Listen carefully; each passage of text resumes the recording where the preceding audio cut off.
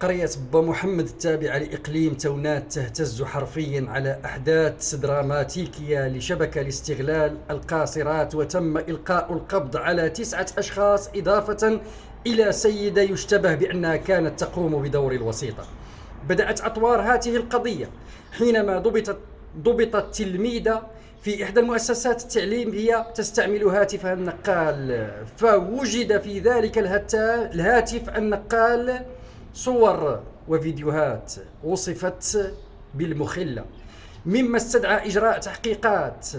هذه التحقيقات التي يقوم بها الآن عناصر الشرطة القضائية التابعة للنيابة العامة المختصة يشتبه بأنها سوف تجلب الكثير من الأسماء، وربما لن تقف عند 9 أشخاص إضافة إلى وسيطة، بل ربما سيكون لها امتدادات وتداعيات لن تهز أحداث هذه الوقائع فقط المنطقة، بل ربما الرأي العام المغربي.